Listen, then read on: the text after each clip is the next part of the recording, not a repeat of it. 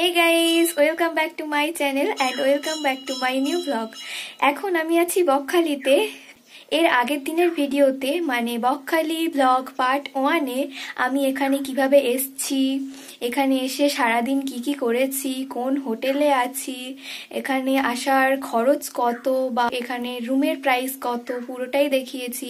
তারপর রাতের সমুদ্র বিচ কেমন দেখতে হয়, সেখানে কি পাওয়া যায় পুরোটাই দেখিয়েছি। তো তোমরা যারা যারা আমার আগের দিনের ভিডিওটা মানে বকখালি ব্লগ পার্ট 1টা দেখোনি তারা অবশ্যই ওটা চেক আউট করে নেবে। আমি এই ভিডিও ডেসক্রিপশন বক্সে ওই ভিডিওর লিঙ্কটা দিয়ে দেব। আর আজ আমি এখানকার কিছু সাইট ঘুরে দেখাবো, আমিও ঘুরে দেখবো, তোমাদেরকেও ঘুরে দেখাবো।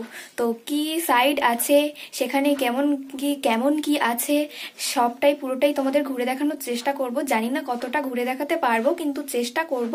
সো চলো লাস্ট অবধি থাকো, কি করছি দেখতেই পাবে। Good morning everyone. আমরা সকালে ঘুম থেকে উঠতে পারিনি যথারীতি, তো আমরা অনেকক্ষণ পরে উঠেছি। এখন মরুভূমি, কিন্তু সামনে সমুদ্র আছে, তো আমরা সমুদ্রের দিকে এগিয়ে যাচ্ছি। গাইজ আমরা এগিয়ে যাচ্ছি। তো আমরা যথারীতি যেহেতু সকালে উঠতে পারিনি তাই সূর্যোদয় আমাদের দেখা হয়নি। সূর্য অলরেডি উঠে গেছে, বেশ ভালো রোদটা, মানে আমি তাকাতে পারছি না কোনো দিকে। যা হোক, এখন একটু লোকজন কম আছে, কারণ বেশিরভাগ সবাই সকালে এসে সানরাইজ দেখে ফিরে গেছে, আর আমরা সানরাইজ হয়ে গেছে তারপরে এসছি। এখন 8টা বাজে। তো দেখো কী করছি, নাচছি পাচ্ছি কিনা। এই যে পাগুলো দেখতে পাচ্ছ, পায়ের ছাপ শুধু আমাদেরই, মানে এত লোক এখন আসেনি, ফাঁকাই আছে, ওই জন্য যাচ্ছি পুরো সুন্দর বালি।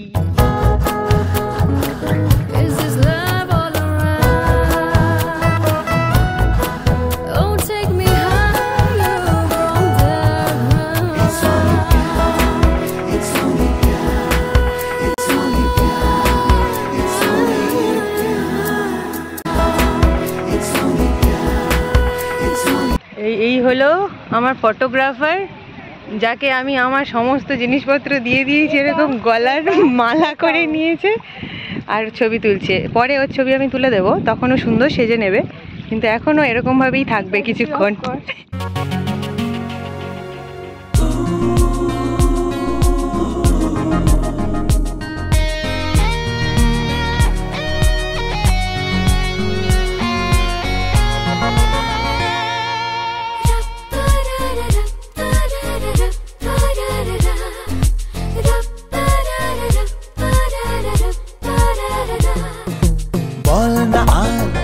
সে ভালোবাসার জোয়ার কতবার ঢেউয়ে ভাসাবে মন পাহাড়।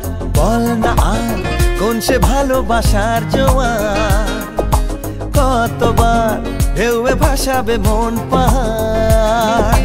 ভাষা ভাষা স্বপ্নে বারবার ভেসে ভেসে যাওয়া তোর কারবার, আজ আমার স্বপ্নে বল এবার তুই কোথায়। উড়ো উড়ো চিন্তার মাঝখানে উড়ে উড়ে যাওয়া ইচ্ছে জানে, আজ আমার স্বপ্নের আসমানি রূপ কোথায়।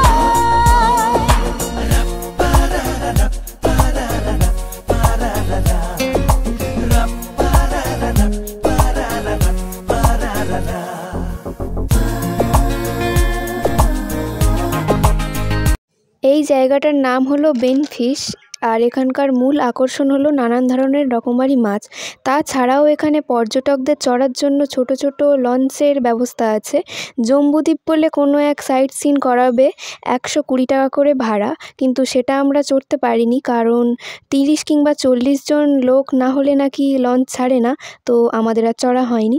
যাই হোক, এখন দেখো এগুলো হলো মাছের ট্রলার, যেগুলো নিয়ে মাছ ধরতে যায়। মাছ সমুদ্রে গিয়ে এনারা 7 থেকে 8 দিন পর ফিরে আসে, আর আমরা যখন এখানে যাই তখন 2টো ট্রলার এরকম মাছ ধরে ফিরে এসছিল, আর ফিরে এখানে মাছ নামাচ্ছিল, তো আমাদের দেখার সুযোগ হয়। আর এত মাছ দেখে আমরা তো প্রায় অবাকই। আর এখানকার সব থেকে আকর্ষণীয় লেগেছিল এই ইলিশগুলো। এই মাছগুলো নাকি ওরা প্যাকিং করে কলকাতাতে পাঠাবে। তাছাড়া এখানে তোমরা যারা মাছ কিনতে চাও কিনতে পারো।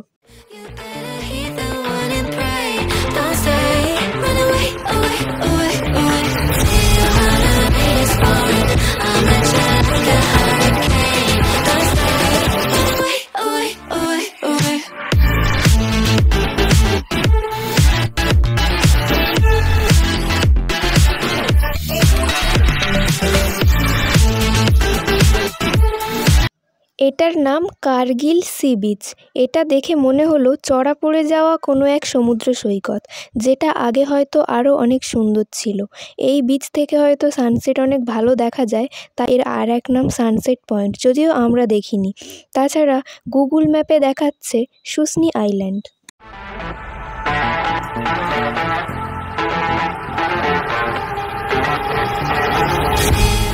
অ্যান্ড্রিউ হেন্ডারসন ফ্রেজার নামের এক সাহেবের নাম অনুসারে এই সি বিচটি এবং এই অঞ্চলটির নামকরণও করা হয়েছে ফ্রেজারগঞ্জ। আর এই নির্জন সমুদ্র সৈকতের আসল আকর্ষণ হলো এই ফ্রেজার সাহেবের ভাঙা বাড়ি। এর আশেপাশে সেভাবে কিছু ছিল না, শুধু ছিল এই ড্রাই ফিশ আড়ত, যেখানে নানান ধরনের শুটকি মাছ পাওয়া যাচ্ছিল।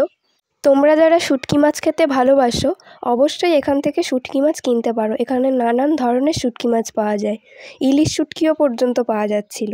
আচ্ছা, তোমরা কারা শুটকি মাছ ভালোবাসো কমেন্টে জানিও তো।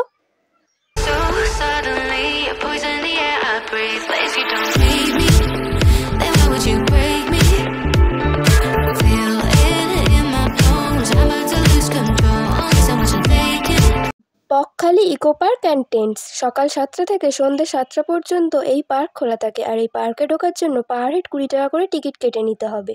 এখানে ছোটদের জন্য নানা রকম রাইডস থাকার পাশাপাশি ছোট বড় সবার জন্য রয়েছে নানান রকমের দোলনা, আর এর পাশাপাশি রয়েছে একটা সুন্দর ঝাউবনও।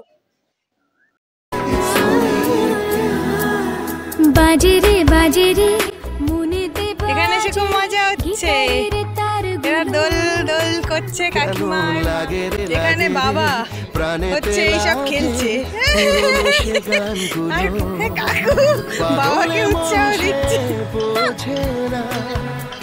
ওরকম বসে না, কে যেন ডেকে গানে বলে যে কাকু ওঠো, আমি ঘুরিয়ে দিচ্ছি।